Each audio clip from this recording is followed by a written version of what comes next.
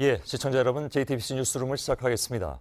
강릉 펜션 사고가 발생한 지 이틀째입니다. 치료를 받고 있는 7명의 학생 중에 2명은 깨어났지만 5명은 아직 온전히 의식을 찾지 못하고 있습니다. 숨진 세 학생들의 시신은 강릉에서 서울로 옮겨졌습니다. 경찰은 혈중 일산화탄소 농도가 치사량을 훨씬 넘었다면서 사망 원인을 가스 중독으로 잠정 결론 내렸습니다. 이를 뒷받침하듯이 오늘 두 차례 합동감식에서 보일러를 시험 가동했더니 어긋나 있던 연통에서 상당한 양의 연기가 새어나오는 것이 확인됐습니다. 이 보일러는 자격이 없는 업자가 설치한 것으로 드러나고 있습니다. 먼저 경찰의 수사 진행 상황을 배양진 기자가 보도합니다. 창문 틈 사이로 흰색 연기가 뭉게뭉게 새어나옵니다. 오늘 진행된 2차 현장 감식 모습입니다. 감식반이 두 차례 보일러를 시험 가동했는데 많은 연기가 새어나온 겁니다. 어제 1차 합동 감식에선 보일러 몸체와 연통의 이음 부위가 서로 어긋나 있고 실리콘 처리도 돼 있지 않았던 게 확인됐습니다. 경찰은 숨진 대성고 학생들의 사망 원인을 일산화탄소 중독이라고 잠정 결론 내렸습니다. 체내 일산화탄소 농도가 40%가 넘으면 치사량인데 숨진 학생들의 몸에선 최고 63%가 나왔습니다. 이번 사고가 인재였을 가능성이 점점 커지고 있는 겁니다. 사망 원인이 분명해진 만큼 경찰은 유족들의 의견을 존중해 부검을 하지 않기로 했습니다. 경찰은 오늘 사고 현장의 보일러를 떼어내 국과수에 보내기로 했습니다. 보일러에서 얼마나 많은 연기가 새어나왔고 일산화탄소 농도는 어느 정도였는지 등을 확인하는데 이틀 정도가 걸릴 전망입니다. 그 사이 경찰은 펜션 주인 등을 상대로 보일러와 연통 사이의 틈이 벌어진 원인을 밝히는데 수사력을 집중할 계획입니다. JTBC 배양진입니다. 이 학생들은 당초 엊그제 강릉 펜션에 도착했고 그날 오후 4시쯤 숙소에서 나와서 경포호를 구경하고 3시간 뒤에 들어왔던 것으로 확인됐습니다. 이 모습은 펜션 맞은편 주택에 달려있는 CCTV에 고스란히 담겼습니다. 급박했던 구조 모습도 찾아볼 수 있었습니다. 이상화 기자입니다. 서울을 떠난 학생 10명은 그제 오후 3시 42분 다 같이 펜션에 도착했습니다. 2층 숙소에 잠시 짐을 푼 학생들은 오후 4시 3분 밖으로 다시 나와 가까운 경포호를 구경했습니다. 약 3시간 뒤 학생들은 택시 3대에 나눠 타고 펜션으로 돌아왔습니다. 어둑해진 저녁 택시에 내려 2층으로 올라가는 모습이 맞은편 주택에 달려있는 CCTV 카메라에 담겼습니다. 먼저 택시에 내린 학생들이 뒤따른 택시에 탄 친구들을 맞이하고 저녁거리로 보이는 상자를 함께 옮기는 모습도 보입니다. 이후 학생들은 오후 9시 5분까지 1층 텐트에서 고기를 구워 먹고 2층 숙소로 올라간 걸로 확인됐습니다. 새벽 3시까지인 펜션 주인이 인기척을 느꼈다고 밝혔습니다. 하지만 다음 날이 밝고도 학생들은 오전 내내 밖으로 나오지 않았습니다. 그러자 오후 1시 12분 펜션 주인의 신고로 구급차들이 줄지어 도착했습니다. 학생들은 모두 의식이 없었고 입에 거품을 물고 있었습니다. 의식이 없는 학생들은 들것에 실려 강릉에 있는 병원들로 옮겨졌습니다. JTBC 이상화입니다. 예, 지금 저희 취재진들은 학생들의 치료가 한창인 강릉 아산병원과 원주 기독병원 그리고 2차 현장 감식이 진행 중인 펜션에 나가 있습니다. 먼저 5명이 치료 중인 강릉 아산병원부터 연결하도록 하겠습니다. 자, 박상욱 기자, 병원 브리핑을 들어보니까 의식이 깨어있는 학생이 2명 반이라고 표현을 하던데 어떤 뜻입니까? 네, 이 권역응급의료센터장의 브리핑 과정에서 나온 말입니다. 2명은 어느 정도 움직일 수 있을 만큼 의식을 회복했고 1명은 목소리를 낼 수 있는 상태지만 아직 몸을 움직이긴 어렵다 보니까 이렇게 표현을 한 겁니다. 다른 2명의 학생은 어제보다 상태가 조금은 호전이 되긴 했지만 여전히 이 상황을 더 지켜봐야 한다는 게 의료진의 판단입니다. 예, 스스로 움직일 수 있다는 건 어느 정도 수준을 얘기하는 거죠? 네, 우선 어제부터 의식을 회복을 했었던 1명은 오늘 걸을 수 있을 정도로 상태가 좋아지면서 중환자실에서 일반 병실로 옮겨졌습니다. 또 오늘 추가로 의식을 회복한 1명은 스스로 물을 마실 수 있는 정도라고 의료진은 전했습니다. 다른 1명은 현재 의료진의 말에 일부 반응을 보이고 또 완벽한 문장은 아니지만 목소리를 낼 수 있는 상태입니다. 조금 이동을 해볼 텐데요. 지금 바로 제 뒤에 보이시는 곳이 고압산소치료센터라는 곳입니다. 이곳 시설이 국내에서 가장 좋은 편에 속하기 때문에 의식을 찾았더라도 최소 일주일 정도는 여기서 집중 치료를 받는 게 좋다라고 의료진은 설명을 했습니다. 지금은 학생들이 하루 2차례에 걸쳐 이곳에 들어가 치료를 받고 있는데 상태가 좋아진다면 이 치료 횟수를 하루 1차례로 줄일 수도 있습니다. 예, 그 고압산소 치료실은 이따가 9시 넘어서 잠시 공개되는 것으로 알고 있습니다. 그때 가능하면 다시 연결을 하도록 하겠습니다. 안타깝게 희생된 3명의 학생의 시신은 조금 전에 서울로 옮겨졌다고 들었습니다. 네, 그렇습니다. 이곳 강릉 아산병원 그리고 고려병원에 안치돼 있었던 학생 3명의 시신은 오늘 오후 헬기를 통해 서울로 옮겨졌습니다. 빈소는 학생들의 집, 또 학교와 가까운 이 신촌 세브란스 병원에 마련이 됐는데요. 유가족들은 조용히 가족장으로 치르길 원한다고 이 사고대책본부는 밝혔습니다. 예, 박상욱 기자가 전해드렸습니다. 그리고 말씀드린 대로 희생된 학생들의 가족들이 조용한 가운데 빈소를 차리고 싶다고 하셔서 저희들은 서울 세브란스 병원에는 취재진을 보내지 않았습니다. 물론 앞으로도 그렇게 하겠습니다. 이번엔 강릉에서 이송된 학생들이 있는 원주 기독병원입니다. 연지환 기자가 지금 나가 있습니다. 두 학생이 지금 있는 것으로 알고 있는데 어떤 상태입니까? 네, 결론부터 말씀드리면 어제 상황과 크게 달라지진 않았습니다. 제 뒤로 보이는 이 권역 응급센터 건물 옥상에는 학생들이 어제 이송될 때 타고 왔던 헬기가 내릴 수 있는 착륙장이 있습니다. 이송된 학생들은 엘리베이터를 이용해 이곳 1층으로 내려와 간단한 치료를 받고 고압 산소 치료실로 돌입했습니다. 어제까지만 해도 이 입구로 가족분들과 관계 직원분들이 분주하게 드나들던 모습을 볼 수 있었습니다. 강릉 아산병원에선 반 정도가 의식을 회복한 반면 이곳에서는 2명 모두 아직 의식이 돌아오지 않고 있습니다. 어제 저녁부터는 3층에 있는 외상 중환자실에서 저체온 치료를 받고 있습니다. 24시간 동안 체온이 낮은 상태를 유지한 상황에서 느린 속도로 체온을 올려가면서 의식의 변화를 지켜보는 건데 학생들의 정확한 상황은 이번 주말쯤 판단할 수 있을 것으로 보입니다. 예, 어제하고 큰 차이가 없다고 하니까 굉장히 좀 걱정이 크실 것 같습니다. 가족들도. 혹시 직접 만나 뵀습니까? 예, 저희 취재진은 오늘 새벽 이곳에서 치료를 받고 있는 한 학생의 아버지를 만나 대화를 나눌 수 있었습니다. 아버지는 여행 가는 자신의 아들에게 스마트폰만 하지 말고 서울에서 경험할 수 없는 많은 것들을 하고 와라라고 당부했다고 말씀하셨는데요. 지금은 의식이 돌아와서 엄마 아빠를 알아봐줬으면 좋겠다고 전하셨습니다. 현재 가족들은 오전과 오후 30분씩 면회가 허락돼 아이들의 얼굴을 보고 상태를 확인했습니다. 나머지 시간은 외상 중환자실 앞에서 하염없이 기다리거나 관계 당국이 마련해준 숙소에 잠시 머물면서 휴식을 취하기도 했습니다. 예, 연지환 기자가 원주 기독교 병원에서 전해드렸습니다. 예, 사고 현장인 펜션으로 가보겠습니다. 현장 감식을 하는 과정에서 문제가 된 보일러를 다시 가동해 보니까 어제 보도해드린 본체와 연통 사이에 어긋난 부분에서 연기가 많이 새어나오는 것이 확인됐다고 저희들이 보도를 해드렸죠. 직접 좀 알아보도록 하겠습니다. 조승현 기자가 나가 있습니다. 자, 어제 밤늦게까지 현장 감식을 한 것으로 알고 있는데 오늘 추가 감식을 했다고 들었습니다. 지금은 다 끝났습니까? 네, 처음엔 오후 6시면 끝날 것으로 예상이 됐었는데 이 계속 지연이 되다가 조금 전에 작업이 막 끝났습니다. 예. 저 위로 사고 현장인 201호 객실의 발코니 문이 보입니다. 이 발코니 문을 열면 바로 보일러실이 있습니다. 어제 경찰과 국가수 또 가스안전공사가 1차 감식을 통해서 저 보일러실에 설치된 보일러의 본체와 배기관이 떨어져 있었다고 설명을 했었습니다. 이 부분을 보다 정밀하게 들여다보기 위해서 오늘 2차 감식을 벌였습니다. 이 보일러를 실제로 가동을 시켜봤더니 본체와 연통이 어긋난 틈새로 다량의 연기가 새 나오는 것이 확인됐습니다. 연기는 여기 밖에서도 보일 정도였는데요.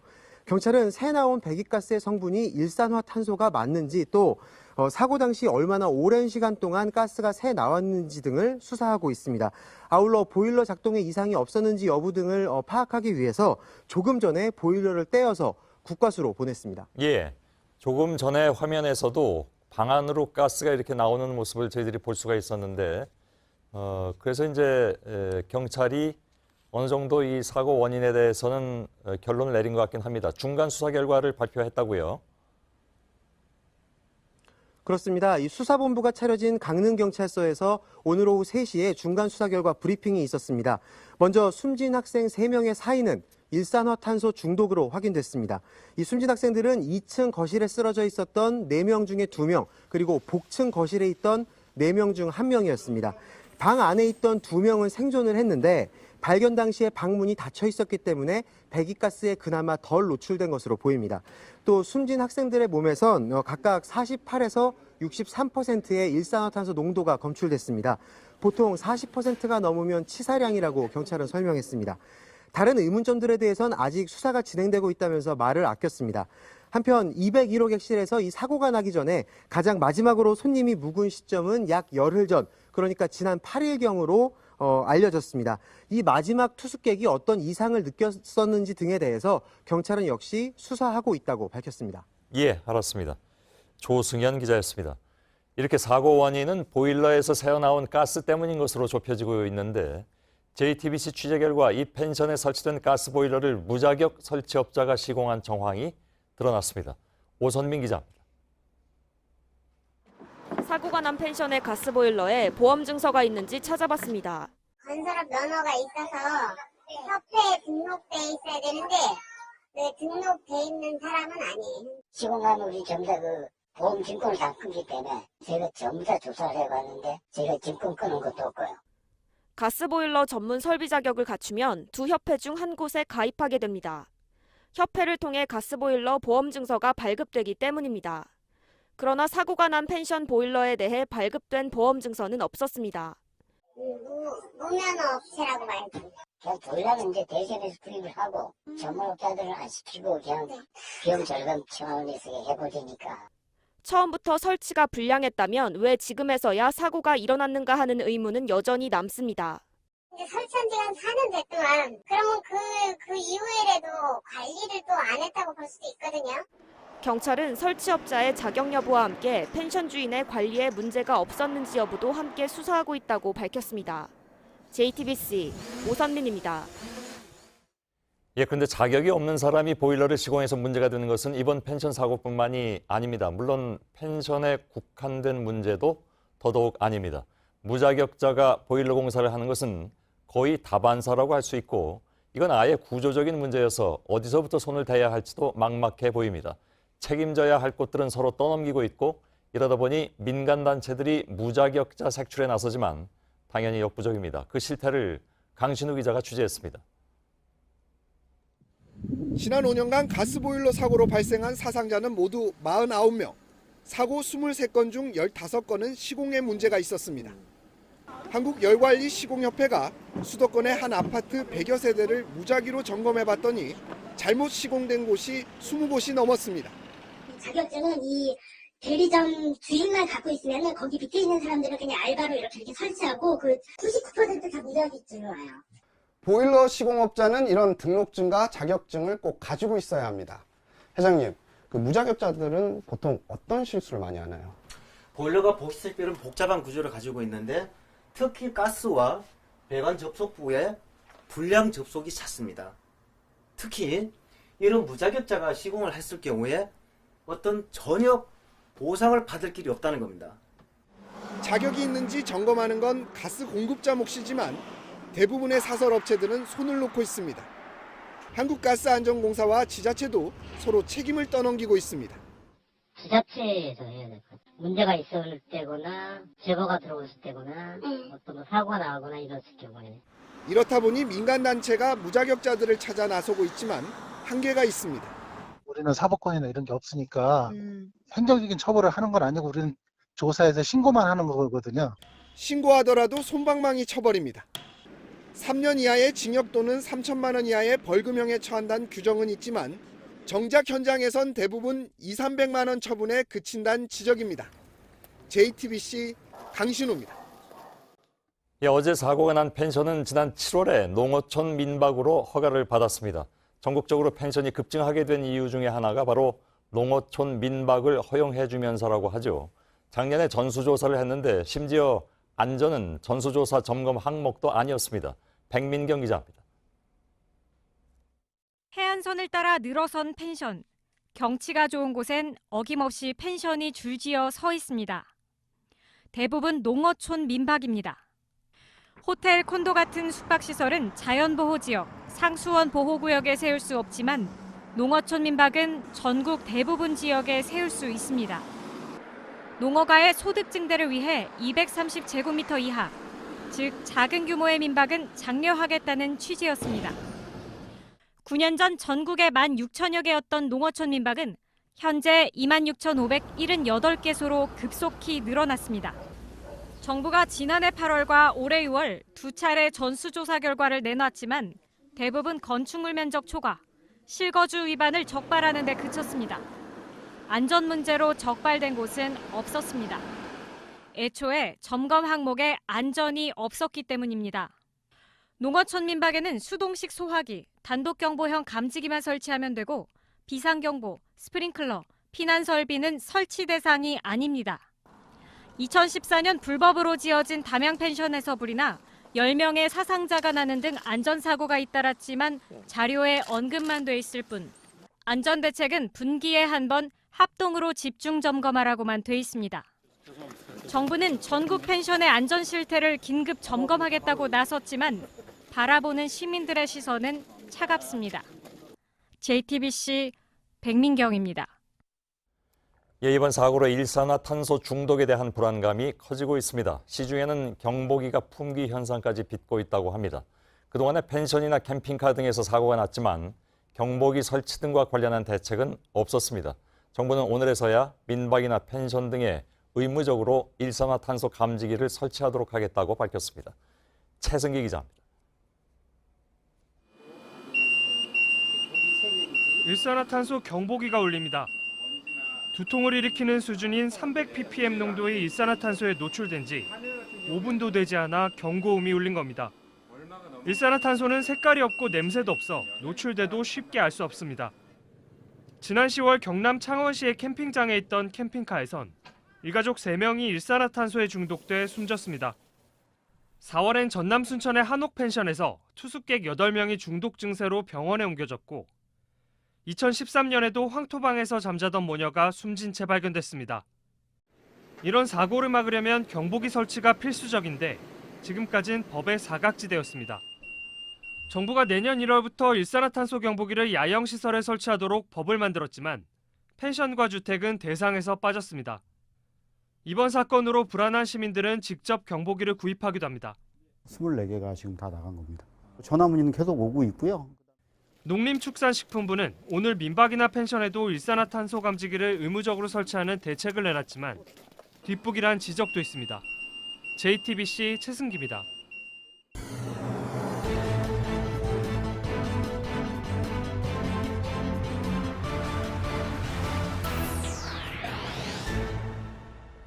예, 뉴스룸의 앵커 브리핑을 시작하겠습니다.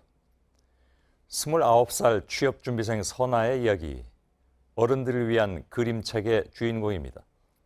그는 매일같이 이력서를 쓰고 낙방하고 편의점에서 아르바이트를 하며 삶을 꾸려나가는 청년입니다.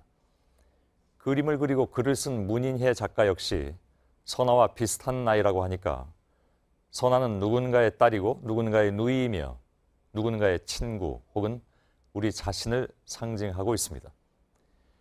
딱히 잘못한 것도 없었지만 까닭없이 불안하고 주눅 들어있던 그는 어느 날 낡은 공사장에서 노란색 안전모 하나를 발견합니다.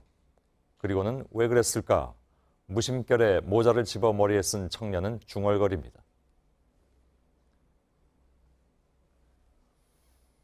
만약 그들에게도 안전모가 있었다면 상황은 달라졌을까? 이제 갓 수능시험을 마치고 마음이 부풀었을 학생들은 애끓는 가족과 살아남은 친구들을 뒤로 한 채 세상과 작별했습니다. 가스 누출이 결정적인 원인으로 지목된다는데 10,000원이 조금 넘는 가스 경보기조차 없었던 숙박시설과 허술한 관리 감독. 그것은 누구에게나 일어날 수 있는 사고이기에 더욱 참담했던 하룻밤이었습니다. 첫 직장에 취업한 부푼 마음으로 새 양복을 입고 뽐을 냈던 청년에게도 세상은 안전모를 허락하지 않았습니다. 두려움에서 벗어나기 위해서 스스로 마련한 손전등과 무어라 말을 덧붙이기 어려운 그 컵라면. 그들 역시 그림책 속 주인공 선아처럼 살아남고 싶다는 말을 수없이 되뇌지 않았을까. 선아는 다음 날 아침 다시 안전모를 쓰고 거리에 나섭니다. 횡단보도의 신호를 기다리고 수많은 인파 사이를 가로지릅니다. 그리고 어느 순간 시선을 돌려보면 저마다의 머리 위에 얹어진 노란 빛의 안전모. 오늘의 앵커 브리핑이었습니다.